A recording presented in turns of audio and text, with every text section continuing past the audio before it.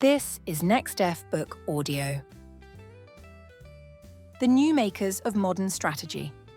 From the Ancient World to the Digital Age, edited by Hal Brands, is a landmark intellectual achievement that reimagines and revitalizes one of the most influential series in strategic thought. Weighing in at over 1,200 pages with 45 original essays, this volume succeeds not only in chronicling the historical evolution of strategy, but also in offering a robust and contemporary framework to understand warfare, diplomacy, and statecraft in the 21st century. This volume is the third iteration of a series that began during World War II with Edward Mead Earl's Makers of Modern Strategy, 1943, followed by Peter Parrott's Cold War-era edition in 1986. Brands' version speaks to the complexities of our multipolar, digitally interconnected, and ideologically fractured world. It spans from Thucydides and Clausewitz to Xi Jinping, from classical grand strategy to emerging threats like cyber warfare and artificial intelligence. Structure and thematic flow. The book is divided into 5 broad sections. Foundations and Founders introduces the classical thinkers and early developers of strategic thought, such as Machiavelli, Clausewitz, and Thucydides.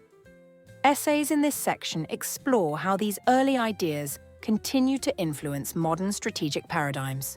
Strategy in an Age of Great Power Rivalry, 1648 to 1914, analyzes the evolution of state-centric power struggles, focusing on figures like Richelieu, Napoleon, and Bismarck.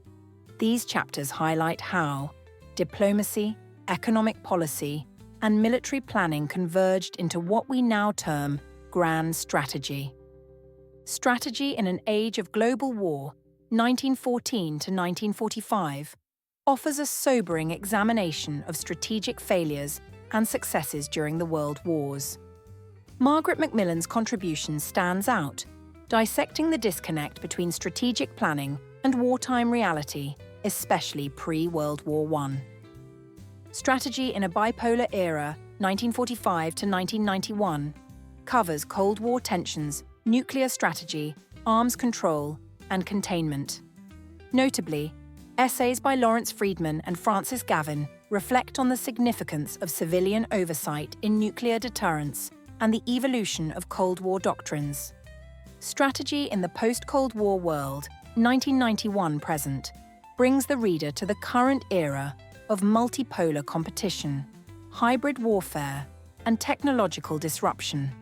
The rise of China, the war on terror, cyber capabilities, and the return of major power conflict are thoroughly addressed.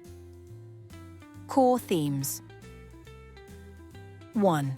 Strategy as both practice and theory. The book continuously engages with the idea that strategy is not only a plan or set of actions, but also a cognitive process. Joshua Rovner's essay describes strategy as a theory of victory, a logical story linking military force to political objectives. But others, like John Lewis Gaddis in the final essay, elevate strategy to a higher realm, a synthesis of method and experience, a process rooted in awareness and adaptability. Second, enduring centrality of the nation-state.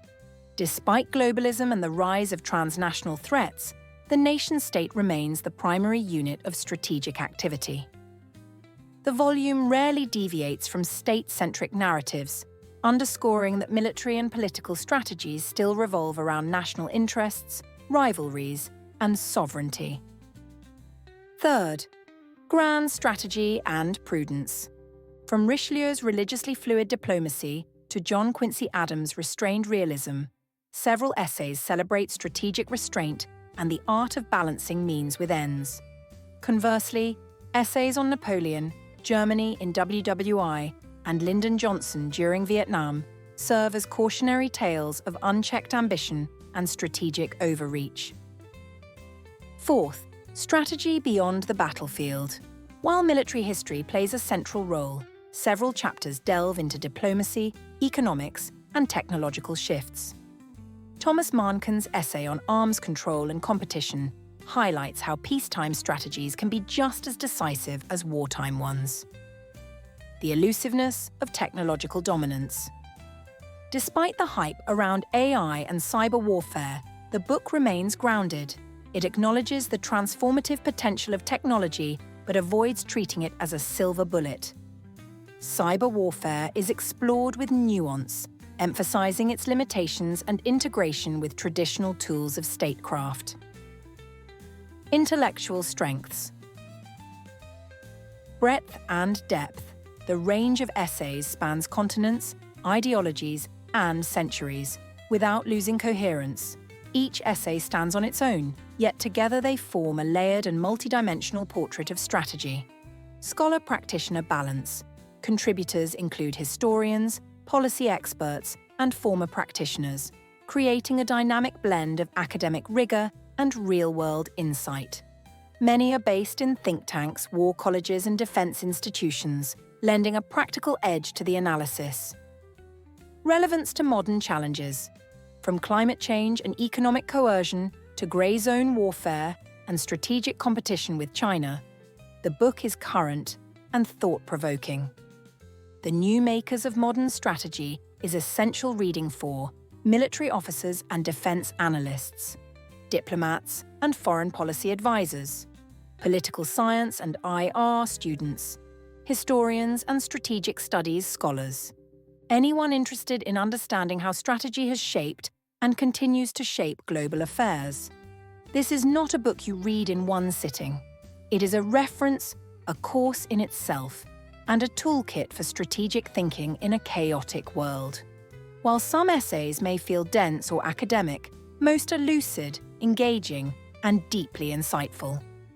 If you're seeking a definitive guide to the evolution, diversity, and utility of strategy, from ancient warfare to the age of drones and cyber conflict, look no further. Whether you're a student of war, policymaker, or defense enthusiast, the New Makers of Modern Strategy provides both timeless wisdom and timely analysis.